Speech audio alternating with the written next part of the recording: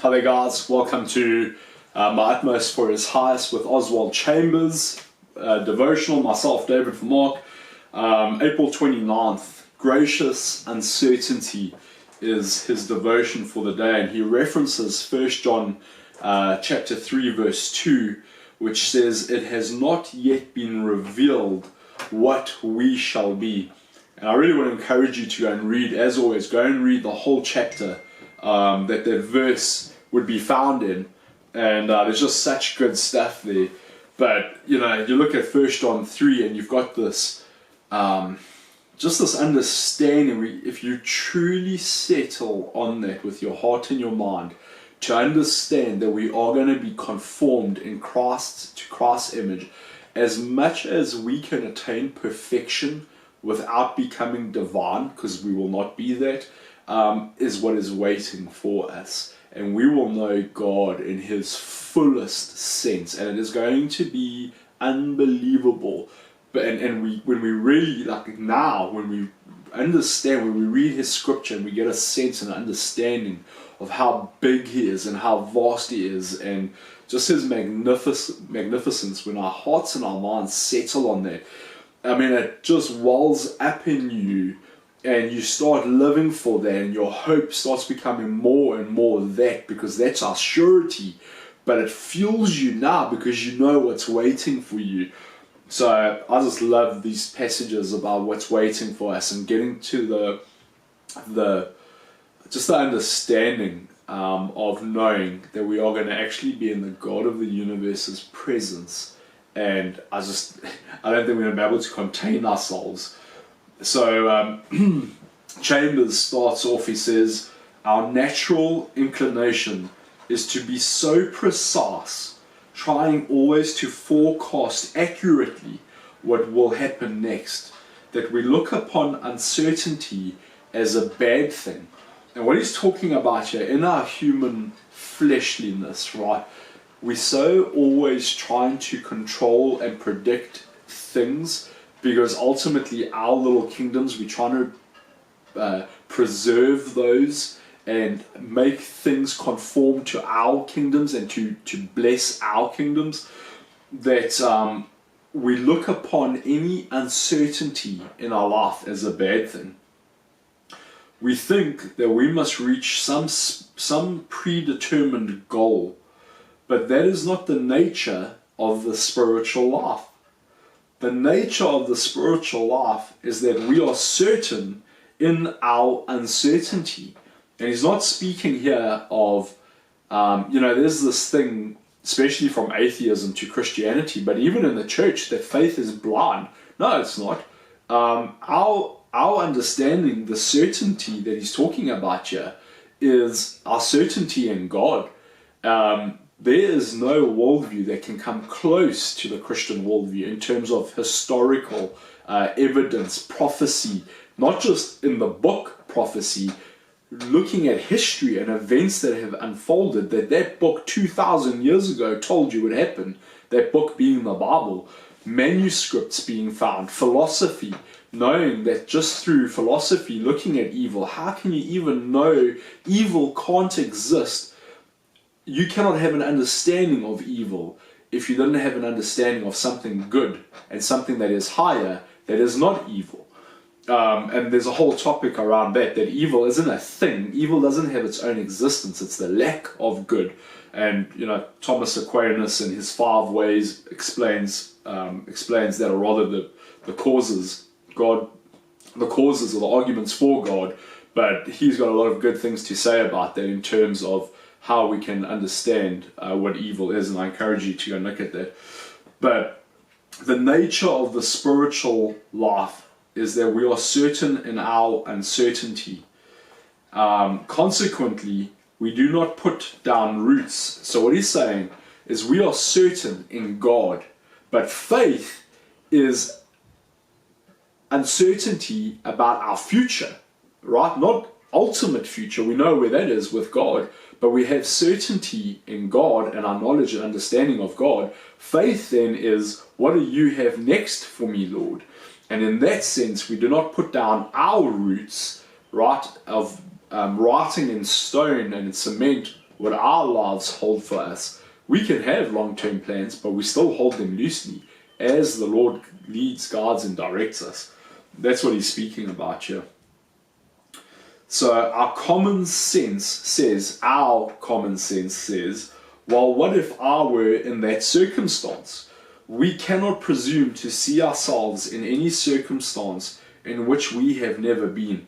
And it makes me think, I used to be in the project management role, and you get what's called Monte Carlo analysis, and that's a quantitative risk analysis where, this computer, the system is running multiple millions of calculations to produce variables of all the what ifs, and then you go which of those risks is going to have the highest impact and is most likely to happen, and the computer spits that out and you focus on the top likelihood and the top impact, right?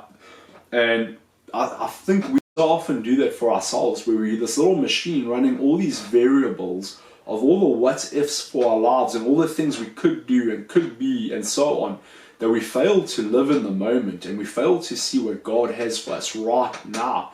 And we are never happy because we've always got a predefined future existing self that we've concocted, and until we're doing that and being that, we can't find joy, and we don't have joy now. Well, it's because we're looking to our future selves or some future plan or dream or goal, which aren't bad to have within reason, but we fail to see what God has for us right now. And then we miss the opportunities and the things that he has for us right now. We miss doing relationship with him and seeking him for dependence and guidance for right now. And I think that's a little bit about where he's going with this. Certainty is the mark of the common sense life. Our certainty, all these plans, is the mark of the common sense life.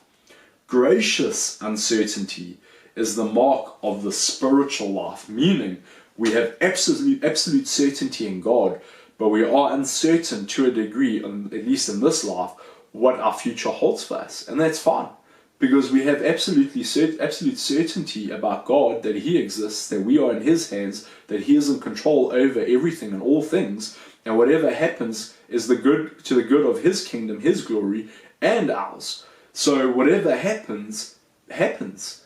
And we can be uncertain in all our ways because we are certain in his ways. We don't know what those are, but it doesn't matter. Those are his, and we trust him and we love him and we know he is good. So whatever happens ultimately is for our good, and we have eternity waiting for us. It's a win-win. There's a no-fail plan in place, and it's called God. So he continues and he says, to be certain of God means that we are uncertain in all our ways, not knowing what tomorrow may bring. This is generally expressed with a sigh of sadness by us, but it should bring an expression of breathless expectation. And this is like, if we really get in tune with God, guys, really get in tune and start seeing how God has designed us and what our purpose is, what he has for us, and we start living by his strength and living for the things that he has for us, you start seeing God and experiencing God in a way that you can't even imagine, because there's such intimate relationship with God and such a presence of him in your life and seeing him working, and you start expecting to see him working. It's not like, oh, God might work. It's like, I know he's going to work. I'm really excited to see how this one comes out, right? Turns out. And we start having this expectancy of seeing God work, because we more and more start knowing that he's real and alive, the more faithful we start becoming to him and dependence on him. And there's just so much waiting for us in relationship with God. And if we would just do what he calls us to do and just have relationship with him, just by getting to know him, just meditating on him, thinking on his word, the more we understand about his word, the more we understand about God. And our minds are not set on earthly things and busy the whole time with little earthly things. We're so caught up in him and his world and his kingdom that when we look at the earthly things, we see them for just that, earthly things, a means to an end, a means to his end. So much waiting for us in rich, deep relationship with the Lord. When we become simply a promoter or a defender of a particular belief, our beliefs, something within us dies. That is not believing God. It is only believing our belief about Him, right? These little constructs that we develop, and it's our game plan, and we completely miss the things of God. Jesus said, unless you become as little children, which is Matthew 18 verse 3, and that is so, like a little child is so dependent on its parent for being fed, being clothed, being housed, being taken wherever it is in the car to its whatever activities and so on. So dependent on that parent. That is how we are to become. Just like, what do you have for us, Dad? You know, what is it? How would you even have me think? What should I be doing? What shouldn't I be doing? Going to Him the whole time for those things. But again, even as that child, until we become like little children in terms of knowing that there's this great Father in heaven who we have relationship with and can have relationship with. If we don't dwell on that, we won't go to Him for those things, right? So the spiritual life is the life of a child. We are not uncertain of God, just uncertain of what He is going to do next. If our certainty is only in our beliefs, we develop a sense of self-righteousness, become overly critical, and are limited by the view that our beliefs are complete and settled. The more settled and established we become and practiced in the things of our little kingdoms and all our little plans and so on, we can start using that Bible, guys, to start defending all the things, all the plans that we have, and they're from God and so on, because we're so caught up in ourselves, and we start becoming self-righteous and critical of others because we've just told God how our kingdom is going to work and how His kingdom needs to work. It's not too much more difficult. In fact, it's a lot less difficult telling others how their kingdom should be run and what they should be doing and shouldn't be doing. All right? So the more we become involved with ourselves, the more self-righteous we actually become. You want to be someone that isn't self-righteous, you need to realize that all of us have the propensity to be self-righteous and to have blind spots, and we need people in our lives, good godly people that we can do life with, and God reaches us through them, and obviously His word, when we do it, not to know the black and white ink there, but we truly start doing relationship with God, not just to know the rules, but to become like Him. That book starts reading us, man, and our heart starts being shown to us. So just a little bit around that over there.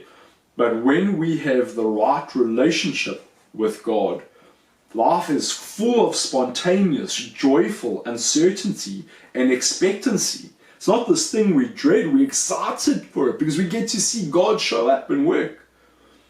Jesus said, believe also in me, Him as a person, fully, everything. He is everything. All things are from Him and to Him and for Him, everything. And that's where we start with God, not where we end, right? Leave everything to Him, and it will be gloriously and graciously uncertain. And then we can revel in the uncertainty that is waiting for us, because we're not trying to control everything and determine how it should happen, and the fear and the anxiety that starts happening because what if our plans don't work out and so on. We start trusting in God because of relationship, and because our relationship is so deep with Him and we continue doing relationship with Him, the more we just know.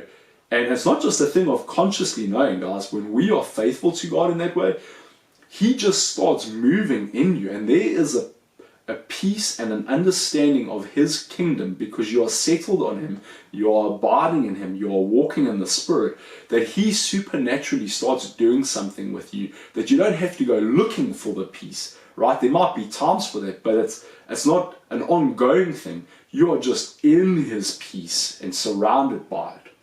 Permeates your life, transcends your life. Leave everything to Him, and it will be gloriously and graciously uncertain how He will come in. But you can be certain that He will come. Remain faithful to Him. Hope you enjoyed that, guys. Have a great day. Cheers.